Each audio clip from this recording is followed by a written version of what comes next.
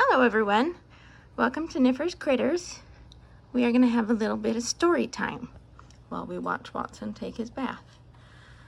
This cat on this mug, this was my very first cat. His name was Max, and I got Watson a couple of months after Max passed away at age 17 and a half. I got Max about 2 weeks after I moved out of my parents' house and into my own apartment, and he was a kitten, and he was very sweet. He was my big baby.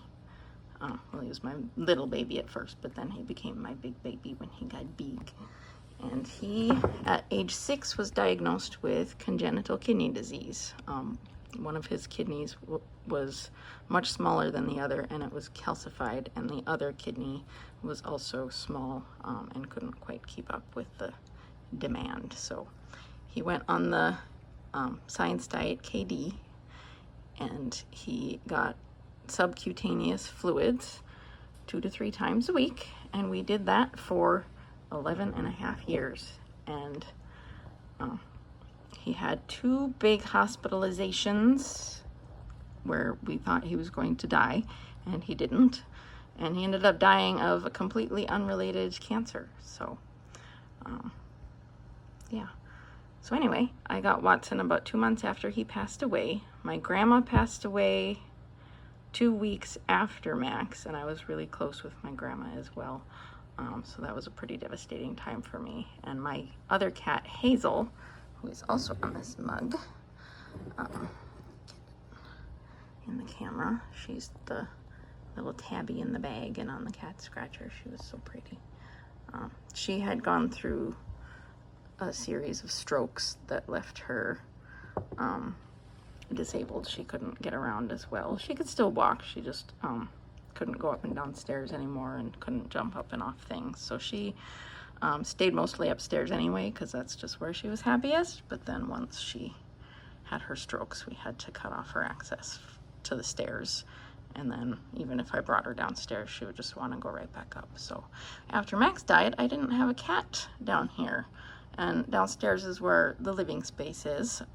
So I was feeling pretty lonely. I still had the dogs, Dylan and Daisy, but I'm a cat person, so I felt like I needed a cat. So I started looking, and I kept thinking that I found the cat for me, and then it just kept falling through for one reason or another.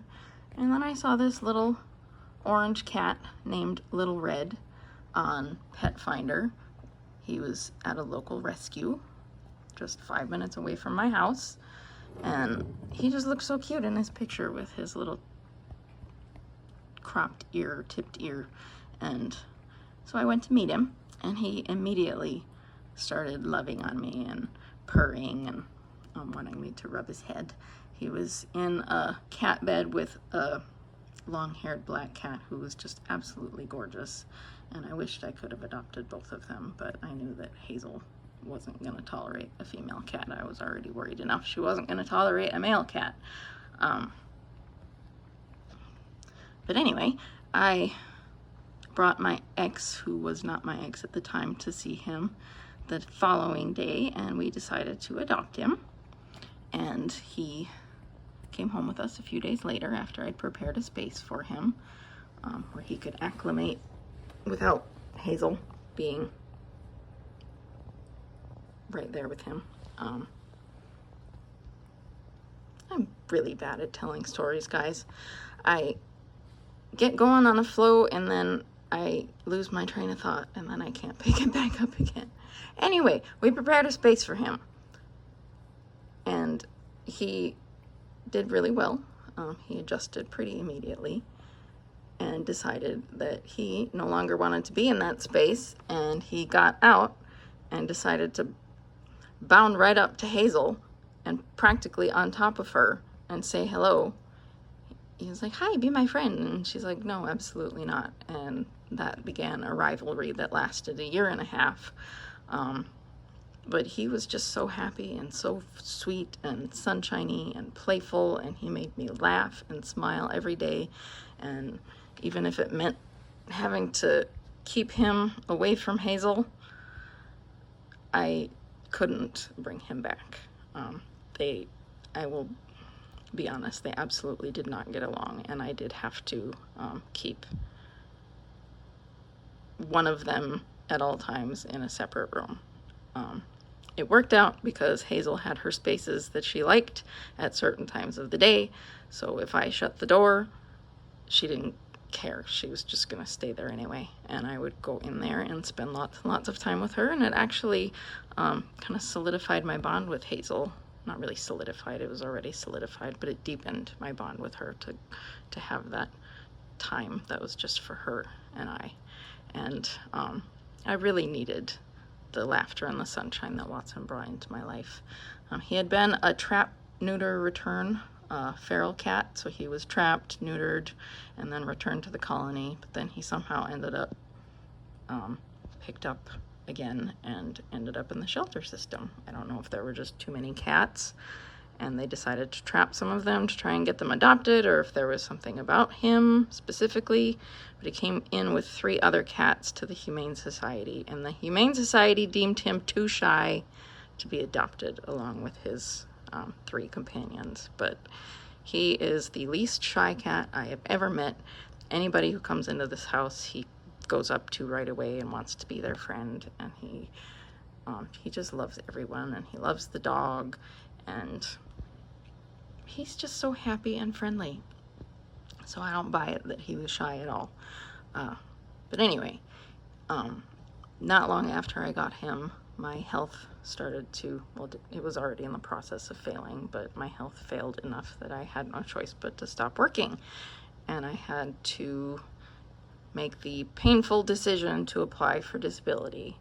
And not long after that, I found out that my ex wanted to separate and get a divorce, which began a very long, drawn-out process of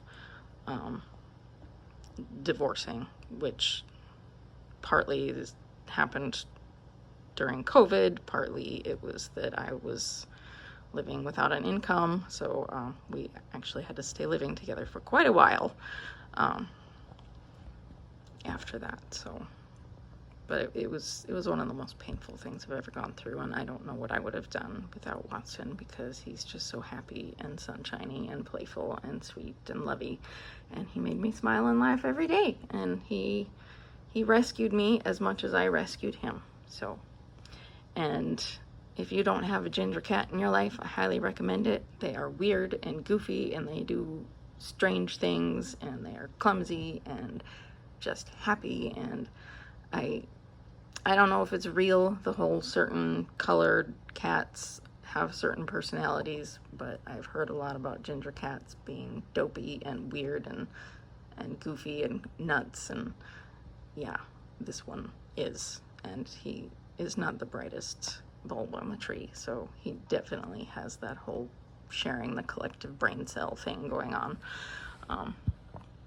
Anyway, so that's the story of Watson, who I hoped would do something more exciting than take a bath and then fall asleep, but had to take advantage of when the sun was shining on him because he's so pretty.